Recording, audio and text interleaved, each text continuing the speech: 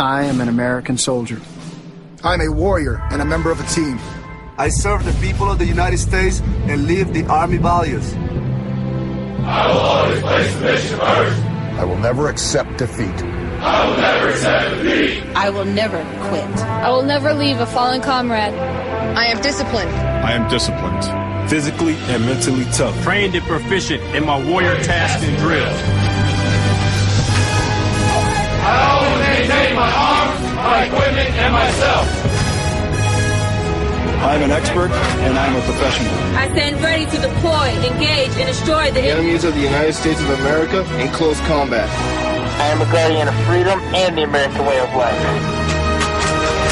I am an American soldier. I am an American soldier. I am an American soldier. I am Army Strong. There's strong, and there's Army Strong. See what it takes at GoArmy.com. Sometimes writers feel lost, unsure why a passage may not be working. It takes another set of eyes to help us nurture our writing into full maturity. At Black Wolf Editorial Services, we strive to enable writers to develop and grow, offering manuscript critiques and line edits through a mentoring editorial style. We also offer assistance on generating a writer's bio for your websites. Black Wolf Editorial Services, nurturing your writing into maturity. For a full list of services, visit blackwolfeditorial.com. Hey folks, I want to introduce you to a friend of mine, Dr. Richard Harden. We are on the same mission, which is waking up America. We just have different paths. So stay tuned for some information on how you can keep up with Richard and all his work. Visit Richard's website at rahardin.com. That's the World Wide Web at rahardin.com. At his website, you can see a summary of the 6 books he has written, where purchases may be made. He also has a link to 18 videos on YouTube and several blogs about Christian beliefs. If you prefer, visit Amazon.com/Kindle and type in Richard Harden to see and purchase his books. Every day, the men and women of the United States Marine Corps stand ready to defend the American way of life. The few, the proud, the Marines. The following message contains a special offer for listeners of this station. Are you a man over 40? Are you constantly looking for the nearest bathroom? Do you wake up multiple times a night to use the bathroom? Right now, Perfect Prostate is sending out free bottles of their groundbreaking new formula to listeners of this station. Perfect Prostate formula was developed by medical doctor Mitchell Fleischer, and its ingredients have been clinically studied to reduce your frequent nighttime bathroom visits and promote healthy urine flow. Right now, preferred customers get their first bottle of Perfect Prostate absolutely free. There's nothing to lose. Perfect Prostate is guaranteed to reduce that constant urge to use the bathroom, especially at night, and promote healthy urine flow. Don't wait. Call now for your free bottle. Just pay shipping and processing. Dial 1-800-675-0251. That's 1-800-675-0251. Supplies are limited. One free bottle per household. Call now. Dial 1-800-675-0251. That's 1-800-675-0251. KLRN Radio has advertising rates available. We have rates to fit almost any budget. Contact us at advertising@klrnradio.com. You're listening to the Spark Radio Network, internet radio like you've never heard before. Innovation, creativity, and imagination are all said to begin with a spark. So fasten your seatbelt and take the ride of your life and listen for the spark. You are listening to KLRN Radio, where liberty and reason still reign. My name is Jessie. I'm a United States Special Forces widow. This gives me a unique perspective on the world around us. If you're willing to listen, I'll tell you how I see it, and I won't pull any punches. This is my POV, which stands for Point of View. All right, how's everybody doing out there tonight? Yes, I miss you when we're not together. Just as a reminder, you guys want to interact with me when I'm not on air. You can find me on Twitter at Jessie's POV. I also have to give a shout out to Scott Harvath, retired New York Police Department Sergeant and 9/11 first responder. He is battling stage 4 esophageal cancer. Stay in the fight, Scott. Stay in the fight. All right. What is going on in the world? Has the world gone cuckoo, cuckoo? Yeah, it has. That's not really news, is it? Well, there are a few twists and turns. Aren't there always? Come on, there's always a twist and turn somewhere. By the way, I am hanging out in the chat room on KLRNRadio.com. So if you want to interact with me live in real time while I'm on the air, maybe I'll give you a shout out. Feel free to get on over to KLRNRadio.com and you'll see a link to the chat right on our page. As usual, I have my show prep. I always either do really high amounts of prep or I don't have enough. I never seem to be able to get the happy medium. So, what could we have going on in the world? Alright, unless you've been living under a rock, you know about Aleppo. And I don't think any of my listeners live under a rock, because I won't let ya. I come find you. So, we've got Aleppo. Obama had a press conference. So, that was interesting. No sound clips are going to appear on my show, although it's one of those things I watched it just so I could see if there was anything worth bringing to your attention. I'll let the other shows cover what he said. I do have my funny news out of North Korea. This is right up there with streaming North Korean propaganda TV. There has been a prepaid card offered by Daesung Bank in the RK called Kumgil or Gold Road. The front of the card contains a brand name logo. It has a diamond on it, a sponsoring bank name, and the phrase electronic payment card. It does have a 16-digit number, but it does not appear to be directly related to the foreign trade bank. The card uses the same retail payment equipment as the Nare card, which is controlled by the foreign trade bank. So that means two banks, Daesung and FTB, have an established clearing mechanism to settle balances. FTB is supposedly the official repository of the state's hard currency reserves for the purposes of managing foreign trade and domestic hard currency transactions for imported goods, although it apparently does not have a monopoly on individual and company hard currency accounts. Daesung Bank has been linked to the KWP's Office 39. Back of the card says, "Don't damage the chip." Yes, it is a chip-enabled card. This card will stop working if you enter the wrong password 3 times. If you lose the card, immediately notify the branch that issued the card. The card is apparently for hard currency purchases only. It was launched earlier this year. It functions the same as a Golden Triangle Bank electronic payment card, Joseon electronic payment card, Euro Bank electronic payment card. By the way, this isn't a debit card. It's not linked to a checking account. It's a prepaid card. You know, like your Walmart gift card. So you load it and then you can spend it. So it's kind of interesting.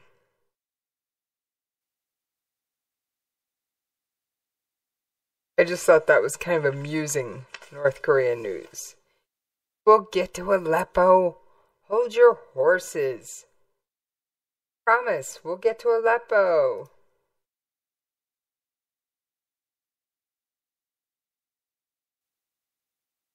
All right, now, before I move on, I want to remind everybody I have a very special episode of Conversations in Science this weekend.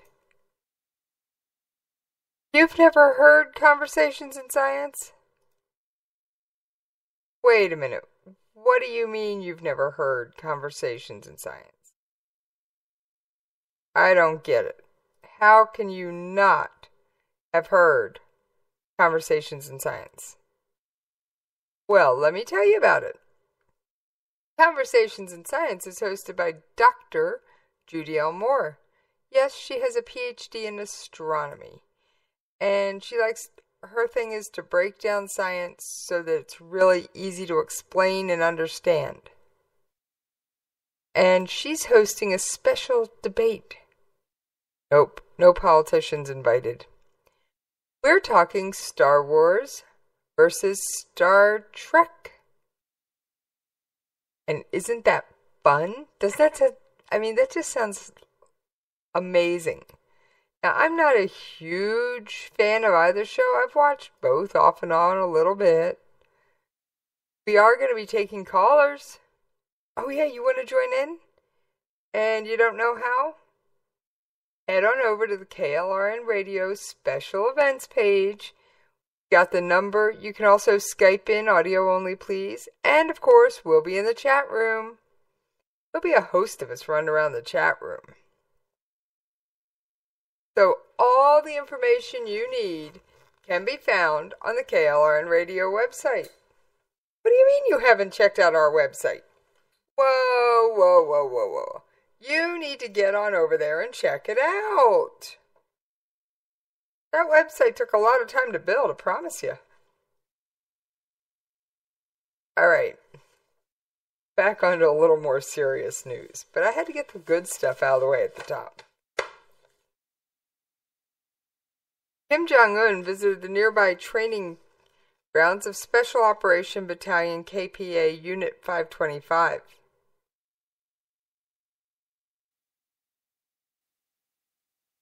And he visited them earlier in November to watch them do an assault on a replica of Blue House. What's Blue House? It's South Korea's equivalent of our White House. It's where the president of South Korea lives. Well, it seems North Korea finally got around to destroying their replica of the Blue House. And it was located on the outskirts of Pyongyang. Kim Jong-un appeared happy. So why are they staging a combat drill now? Probably because of the UN Security Council. Their meeting on human rights kind of recently trashed them.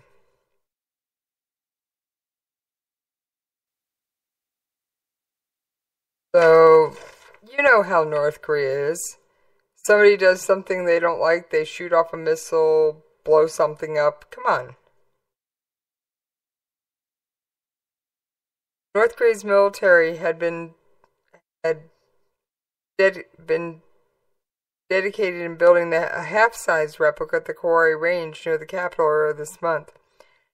The North is apparently preparing to showcase a mock attack, using the replica as a target. The exercise is, of course, believed to be aimed at stirring up the hostility between the North and the South over in Korea. So, what can I say? Who knows what they're doing? Korean news agency, North Korea's official wire service, reported that tens of thousands of new houses have been built this year. 6 counties/cities in areas damaged by the flooding had seen 19,000 new apartments constructed with families then moving in. In imitation of the city Kimchak, hundreds of housing units have been built in Pyongyang and Hwari counties, while hundreds more were constructed in Hangyang County and 200 multi-story houses in Peichong County. 80 apartments were built in Rongjon Fruit Farm, in Pukchon, and 150 at Chwai Cooperative Farm, and 200 at the Sujin County. With flood damage in late August, the party Central Committee announced on September 10th that the 200-day speed battle's goal would be to restore damaged houses, and reconstruction of the housing in those areas finished on November 11th. Well, it was December 15th, and they at least finally announced it. Well, actually, they kind of let the cat slip a little earlier, but it takes a while. Nobody pays attention to the North Korean wire service. I don't even know where to access it. Their website's down half the time. I don't read Korean.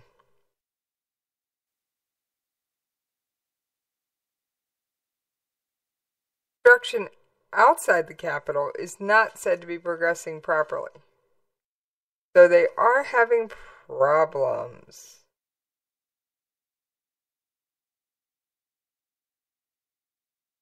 All right. Press TV article.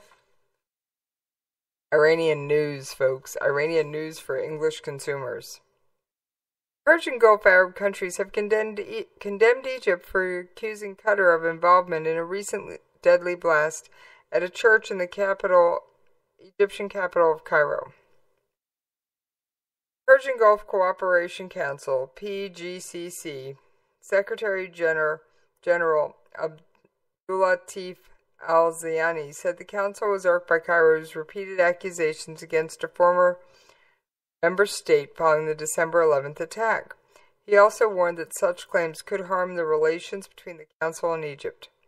A December 11th bombing killed 25 people and injured nearly 50 others at the St. Peter and St. Paul Coptic Orthodox Church. Security forces in Egypt said the blast had been caused by a bomb containing at least 12 kilograms of explosives detonated on one side of the church.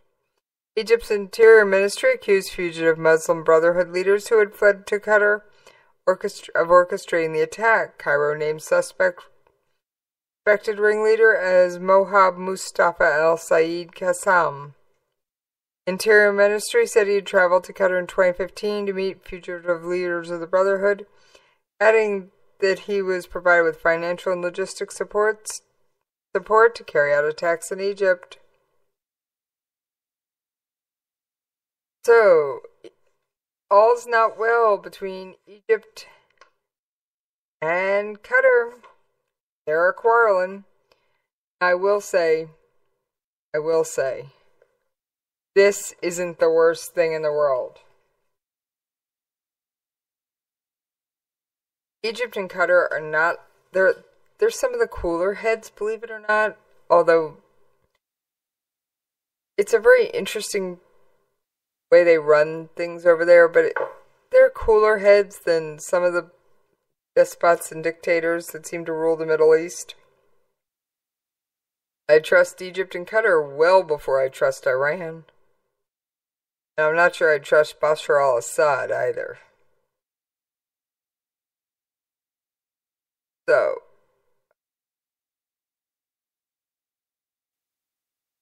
that takes us to South Korea.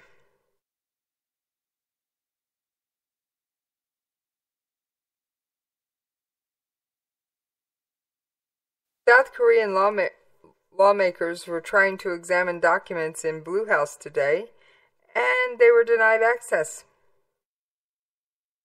While President Park Geun-hye has been suspended,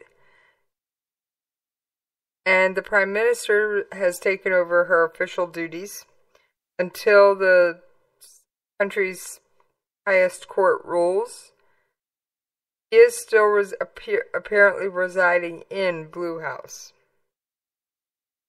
And this, of course, was over a corruption scandal that had everybody protest over several weekends. Prosecutors accused Park of colluding with a longtime confidant to extort money and favors from companies and allowing her friend to manipulate state affairs.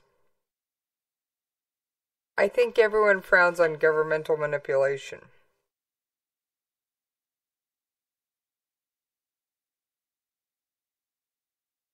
What can I say?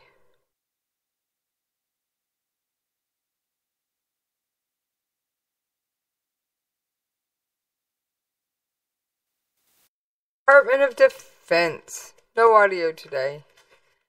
State Department didn't even hold a press conference today. The only press conference today was the White House, although I found a few from the UN.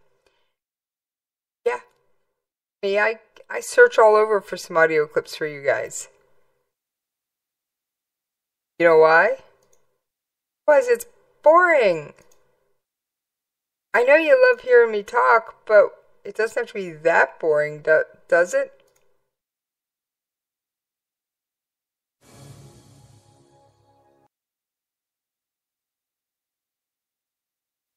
Oh, we've got the South China Sea. Okay, remember China tried to claim the whole thing was it belonged to that nation. 4 other countries are going, not so fast. Well, South China Sea is in the news.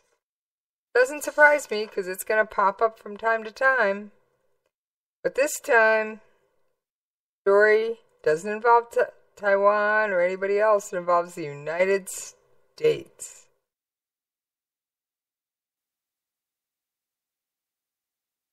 China seized a United States... Okay. Using appropriate government-to-government channels, the Department of Defense has called upon China to immediately return an unmanned underwater vehicle that China unlawfully seized on December 15th in the South China Sea while it was being recovered by a U.S. Navy oceanographic survey ship. The United States Navy ship Bowditch, TAGS-62, and the UUV unclassified ocean glider system used around the world to gather military oceanographic data such as salinity, water temperature, and sound speed, were conducting routine operations in accordance with international law about 50 nautical miles northwest of Subic Bay.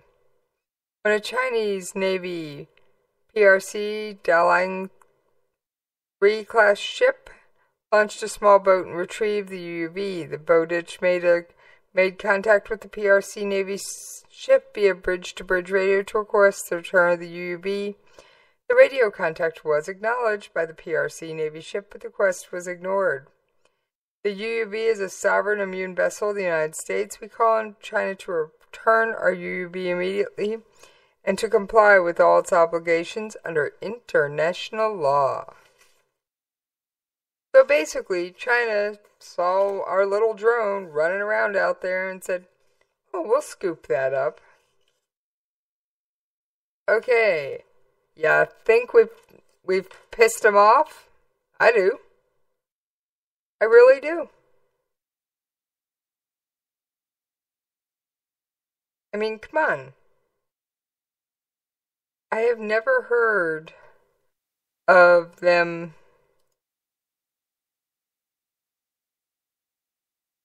literally scooping up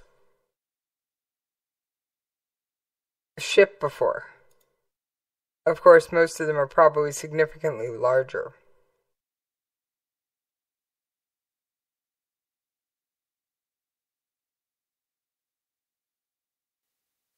New satellite imagery indicates that China has installed weapon systems on 7 artificial islands it built in the contested waters of the South China Sea.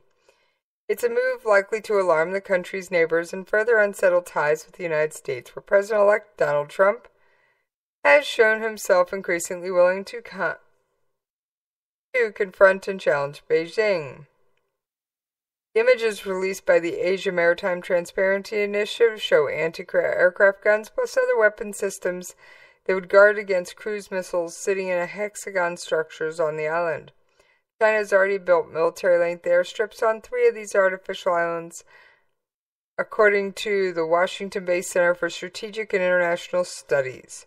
China's defense ministry said military installations were proper and lawful and mainly for self-defense. Note mainly.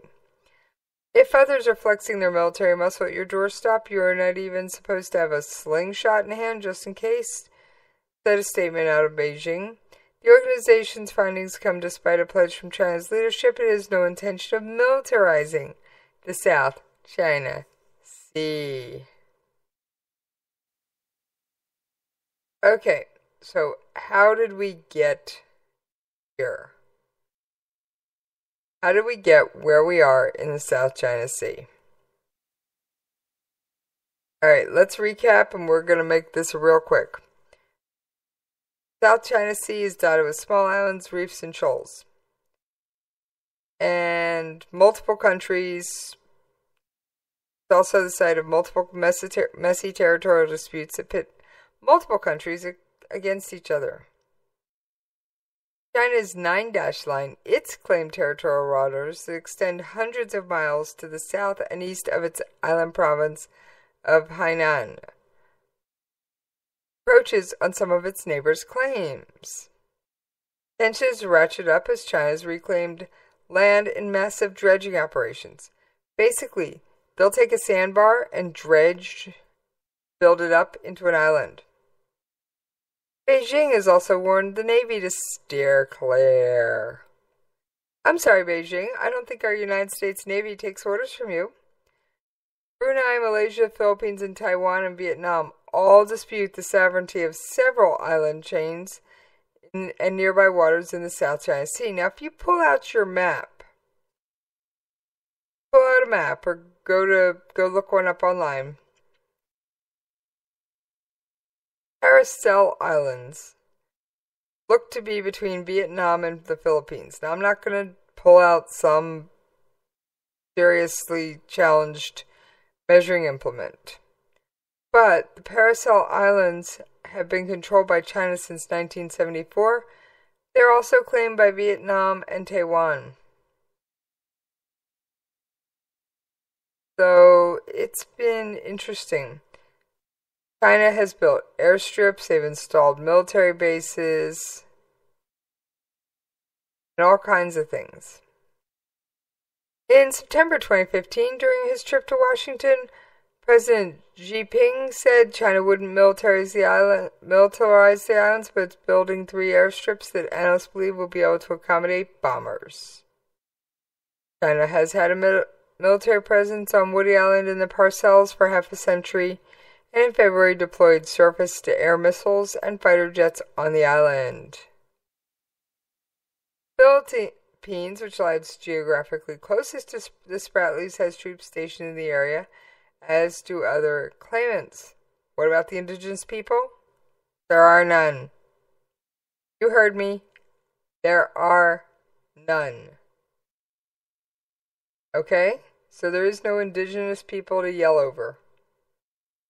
So any of you lefties that just happened to stumble onto my show, there are no indigenous people. So get off your high horse.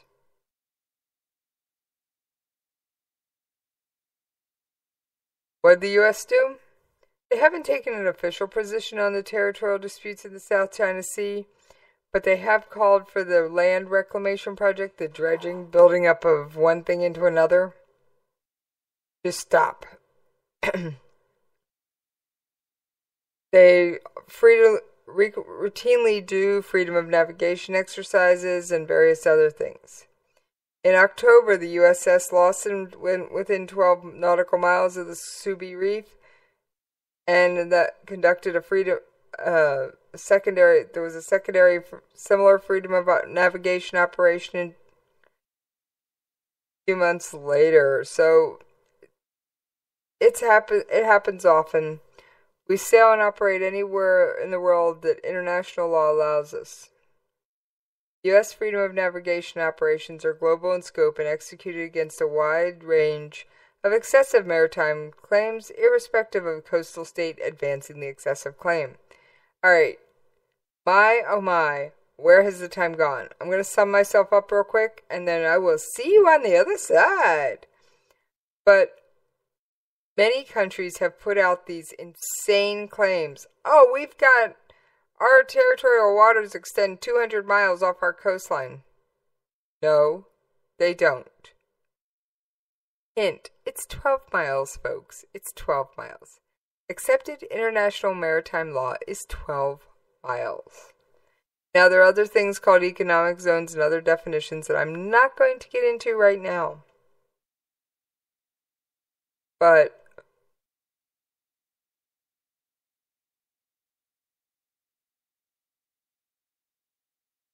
by the way, international law doesn't accord 12 nautical miles of territorial waters to artificial islands, only natural features visible at high tide. And reclaimed land doesn't qualify for a 200 nautical mile exclusive economic zone. So, China, you're wrong. Alright, we are past the bottom of the hour. I have got to pay those bills and take that commercial break. And I will see you on the other side. You can lay down if you wanna. You can run away if you wanna. You can pretend that this is totally okay if you wanna. You can play dead if you wanna. Forget what they said if you wanna. Turn your back on the country needing you right now, but I don't wanna. In these uncertain economic times, you've got to do whatever you can to save money. One of our biggest expenses can be our cars, especially when unexpected repair bills hit. Not anymore. If you own a vehicle with less than 130,000 miles, is less than 12 years old, has a warranty about to expire, or even no warranty at all, you could stop paying for car repairs. Roadside assistance, towing, and rental coverage are all included. Don't wait for the next repair. Make one free call right now to see if you qualify. If your vehicle is less than 12 years old, has less than 130,000 miles, even if it's out of warranty, paying for car repairs can become a thing of the past. Call us right now and get your car protected before your next repair bill hits. Get protection and no more repair bills. Call 800-696-1030. Again, 800-696-1030. That's 800-696-1030. 800-696-1030. All writers are prone to becoming so attached to our characters and stories that we struggle to see why a passage may not be working. It takes another set of eyes to help us nurture our writing to full maturity. At Black Wolf Editorial Services, we strive to enable writers to develop and grow, shaping stories into masterpieces that can stand the test of time. Editing services are provided for all genres and all age categories. Services range from the critique of the short story through to line edits on full-length novels. We also offer assistance on generating writers' bios for your websites. We won't abandon you to the masses. We want to celebrate with you in your successes. Black Wolf Editorial Services, nurturing your writing into maturity. For a full list of services and prices, visit us at blackwolfeditorial.com. I've owned my company for 14 years now, and I can tell you that payroll is a 4-letter word. I hate doing it. It eats up hours I don't have, and it costs me money I could be saving. But my accountant's too expensive, and I'm not sure who to call. But I know I need help. We're Paychex, and we take all the hassles out of small business payroll. We save you time and money. It's easy. Call, fax, or give us your payroll information securely online, and we take care of the rest. We calculate the correct taxes, manage payments and direct deposits. We even send out your checks. Payroll doesn't need to be a 4-letter word anymore. We're so sure that we can save you time and money that we'll give you a month's payroll free. Just for calling 877-757-2782. Get 1 month's payroll for free. Call Paychex right now. 877-757-2782. That's 877-757-2782. KLRN Radio has advertising rates available. We have rates to fit almost any budget. Contact us at advertising@klrnradio.com.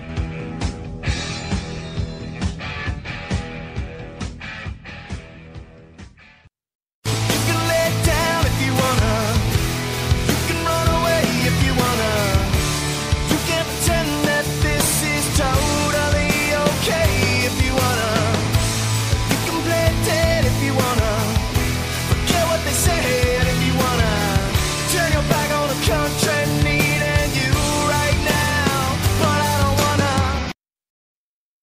right. Thank you for hanging in there with me while I paid them bills. All right. I've got a really long audio clip, but here's how we're going to do it. It's on Aleppo. Now, I'm going to warn you, the audio in the beginning is terrible, but it clears up in just a few seconds. So we're just going to kind of skip it. Actually, I'll play through it. And no need to subject you guys to it. This is Syria's permanent representative to the United Nations on the phone with Press TV. Due to the agreement made for this purpose, unfortunately, the agreement was, as you said in the presentation, violated today by the terrorist groups who took hostages with them and corps of Syrian army martyrs while they were exiting the city in the green buses. And they transferred with them, secretly, covertly speaking, medium caliber weapons after dismantling them. And they put them in the boxes under the buses. And this in a violation to this agreement.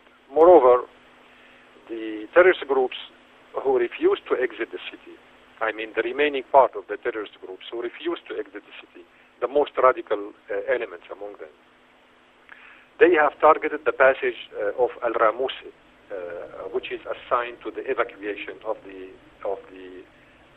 those who decided to surrender and to leave the city.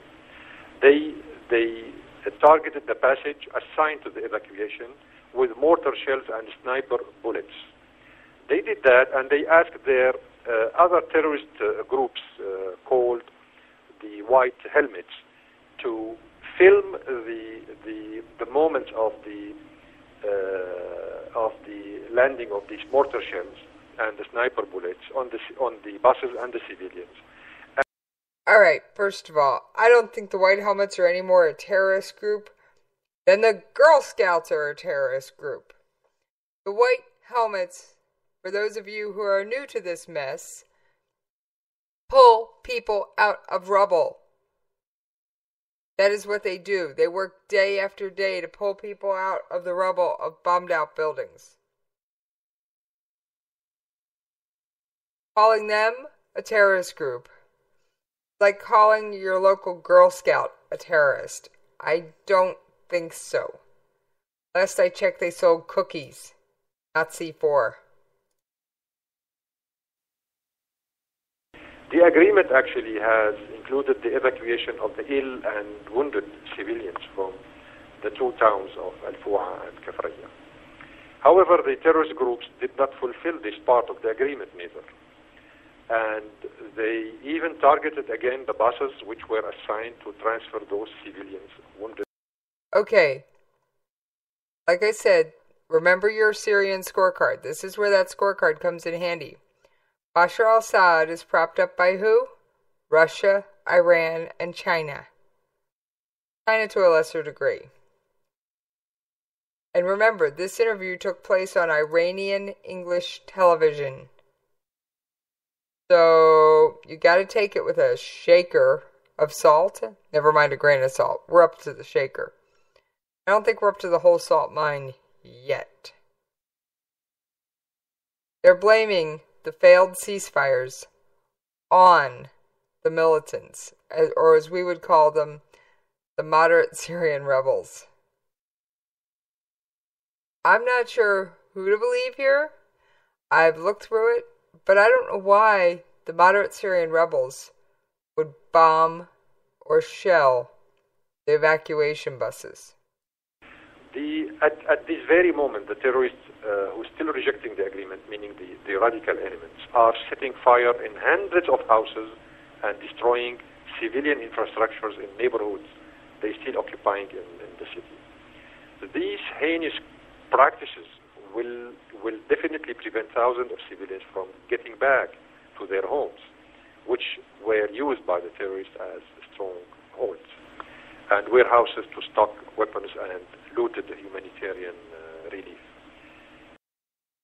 Okay, so what little humanitarian relief made it in, according to the Syrian envoy to the United Nations, was looted by the militants.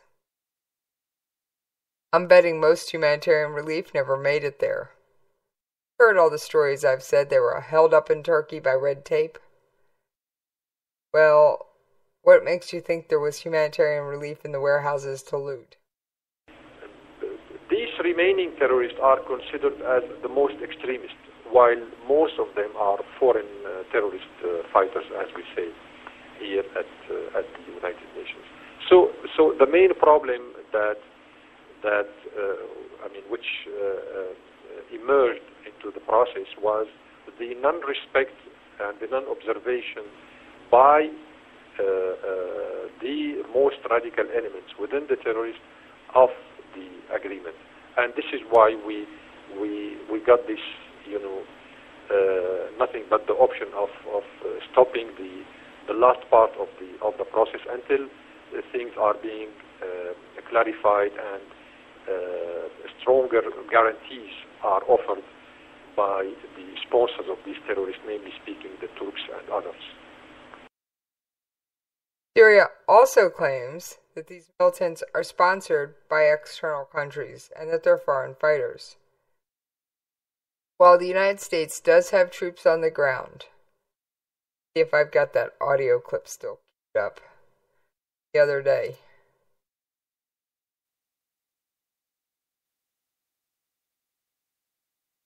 But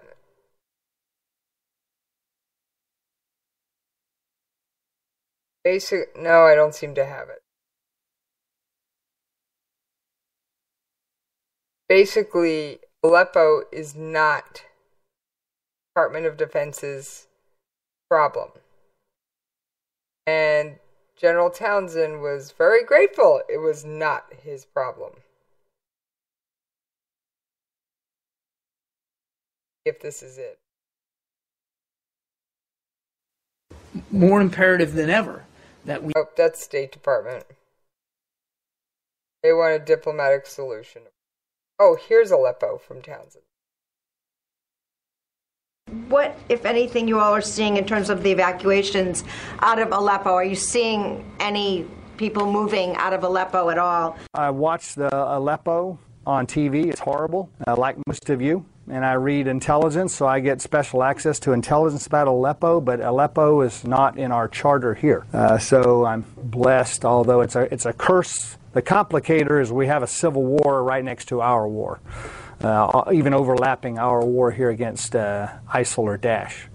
But I'm not responsible for what's going on for the coalition in Aleppo. The coalition's not doing that, so I can't really comment on the withdrawal or the end is near or any of that. You probably know about as much about it as I do.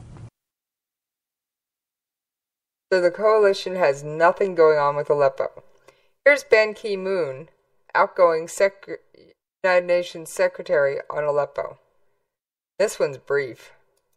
The carnage in Syria remains a gaping hole in the global conscience. Aleppo is now a synonym for hell. As I told the Security Council 3 days ago, we have collectively failed the people of Syria. Yep, you heard it in his own words. Yes, Ban Ki-moon held a press conference today. I've got a couple more things from the UN. And at a time when governments across the world are harassing journalists and cracking down on press freedom, I have worked hard to be your ally and defender. The fight for freedom of the press is everybody's fight. So Ban Ki-moon is very much for freedom of the press. And I think that's, personally, as a journalist, I consider that a strong stance. Now, he is the outgoing secretary. He did say that he would consider, well, he didn't say if he was going to run for president in his country. He kind of hedged it, saying he was going to go home to the country of Korea. He is from South Korea. And meet with many people, maybe politicians, influential businessmen, and the like. He's also going to take a little time off, because Secretary of the UN is a huge job. And I've got the new incoming General Secretary taking the oath of office. Let's take a listen. A surge in diplomacy for peace. Oh, wrong clip. Let me find it. Here it is. I, Antonio Guterres, solemnly swear to exercise in all loyalty, discretion and conscience, the functions entrusted to me as Secretary General of the United Nations,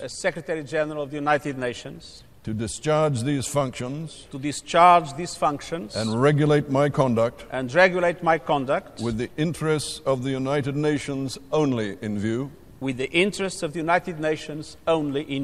and not to seek or accept instructions in regard to the performance of my duties from any government or other authority external to the organization.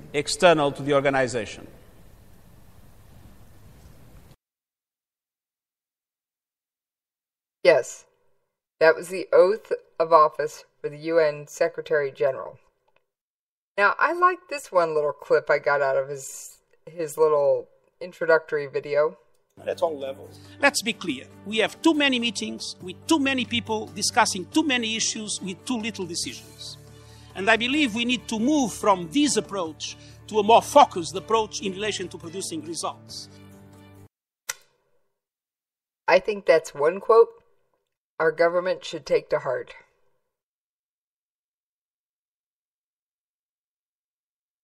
And here's one other statement from the incoming UN Secretary. A surge in diplomacy for peace would be my priority. I know that depends a lot on member states, that the Secretary General has a limited capacity, but acting as a convener, as a catalyst, an honest broker, I hope it will be possible to bring more and more member states together. It's high time to come together and understand that the common interest for global security is much more important than the eventual divisions that might exist among them. So he does want to strive for peace, what UN Secretary says they don't. All right, couple more notes. Secretary of State Kerry will be traveling to Riyadh, Saudi Arabia over the next couple of days, December 18th and 19th to be specific, to meet with senior Saudi officials and other regional and international leaders. Secretary of Today, the U.S. Department of State's Rewards for Justice program is increasing $25 million its reward offer for information leading to the location, arrest, or conviction of the Daesh leader Abu Bakr al-Baghdadi, also known as Ibrahim Awad Ibrahim Ali al-Badri, also known as Abu Dua. This represents a significant increase from the previous reward offer of $10 million announced in October 2011. Under al-Baghdadi, Daesh has been responsible for the deaths of thousands of civilians in the Middle East, including the brutal murder of numerous civilian hostages from Japan, the United Kingdom, and the United States. The group has also conducted chemical weapons attacks in Iraq and Syria in defiance of the long-standing global norm against the use of these appalling weapons, and has enabled or directed terrorist attacks beyond the borders of its self-declared caliphate. So, if you know where Baghdadi is, turn him in. You'll be rich.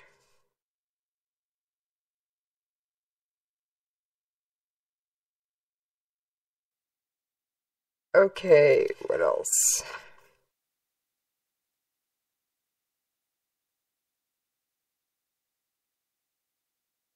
Taliban in Afghanistan won't be having a white Christmas. The Drug Enforcement Administration confirmed that a counter-narcotics operation targeting the militant extremist group in Afghanistan resulted in the largest known seizure of heroin in Afghanistan, if not the world. DEA spokesman Stephen Bell said they netted 6.4 tons of heroin base, 12.5 tons of morphine base, along with 134 kilograms of opium, 129 kilograms of crystal heroin, and 12 kilograms of hashish from the super lab located in Farah, near the country's border with Iran. There was no official announcement of the operation's staying success, but Bell believes the outcome will deeply impact the Taliban's pocketbook, denying them the funds that would have been used to fund insurgent activities in and around the region. Ultimately, unfortunately, Afghanistan remains the world's foremost supplier of heroin.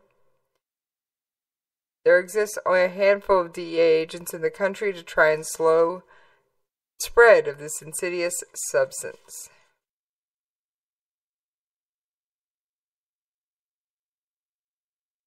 Russia's ambassador to the UN, Chuck Vitale, says there is no alternative to inter-Syrian talks.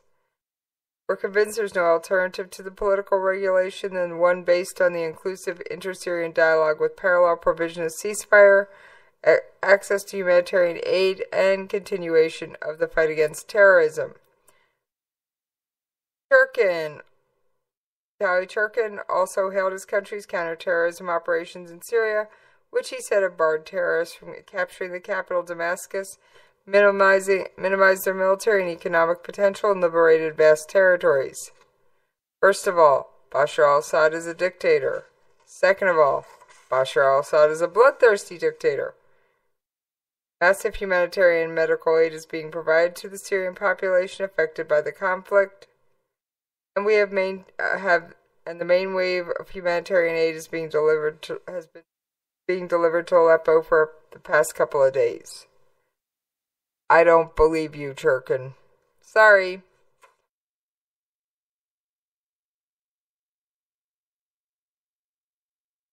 Alright. Daesh does horrible things. That's not. It's news, but it's not. I think we all know that. We've already covered North Korea.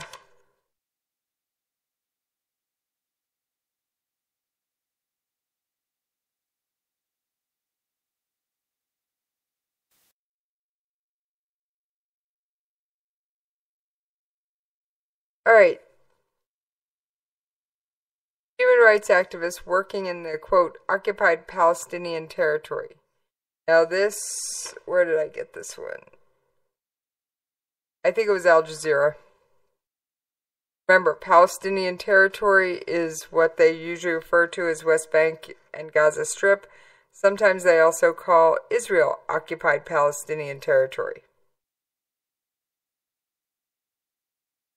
They have received a worrying number of complaints in recent months regarding human rights defenders who are arrested and in many cases arbitrarily detained, often apparently as a direct result of their important work in their communities. According to the UN Special Reporter on the occupied Palestinian territories, Michael Link, and the UN Special Reporter on Human Defenders, Michelle Frost. Human rights work is critical to creating a just society and maintaining peace and security. These are the goals of all parties ultimately share. The experts stress, however, it appears that rights defenders are facing ever greater challenges in the occupied Palestinian territories. Alright. I don't think that Israel just runs around arresting people to arrest people. I think personal belief, I don't have hard facts on this, but from everything I've read and studied on Israel, they don't want to cause problems. Now, just as a reminder, I've got some really awesome stuff planned for Saturday. And if you can hear my voice and you are not part of the KLRN radio family and would like to take place, have the call-in number listed on our website. And it will The special live episode of Star Trek vs. Star Wars will air Saturday, December 17th from 4 p.m. to 6 p.m. Eastern. You want to join in? Phone in at 405-200-1715 or Skype in audio only please, KLRNRadio. And of course, many people will be hanging out in the chat room on KLRNradio.com. So please, I encourage you to join us. Make this a success. Okay? I do have one other story that I wasn't sure if I was going to get to, so I don't have it fully prepped, but we're going to run with it anyway. It's Samantha Powers on Aleppo. She is the ambassador to the United Nations.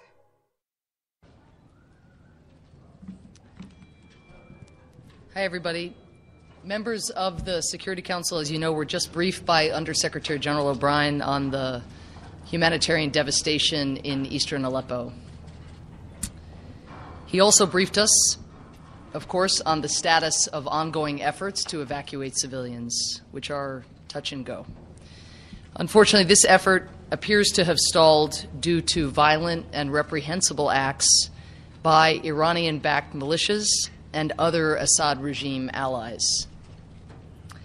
Thanks to the brave and determined work of the ICRC, the Syrian NGOs who are operating on the ground, the UN, and countless other humanitarian groups, we understand that more civilians did manage to get out overnight.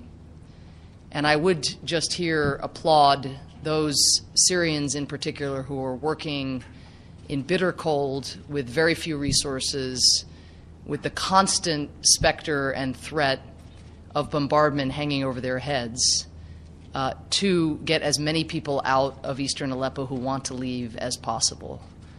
These are remarkable individuals. They're nameless, they're faceless, but that is how those who have gotten out.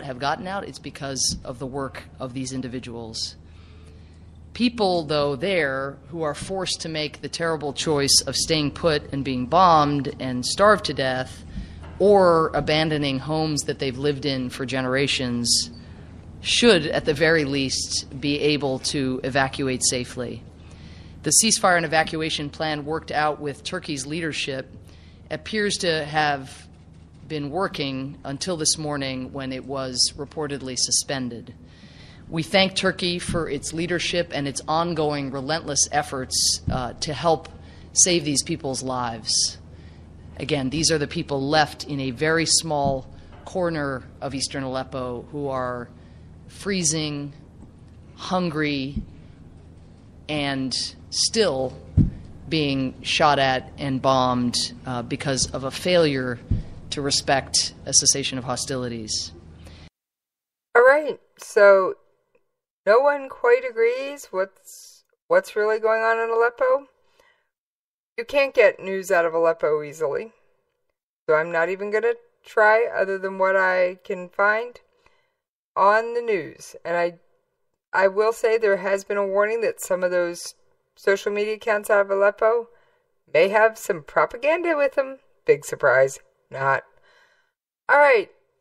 Reminder, special episode of Conversations in Science, Saturday, 4 p.m. Be there. And on that note, folks, yeah, you know, and I got my voice clear tonight. I'm out of here!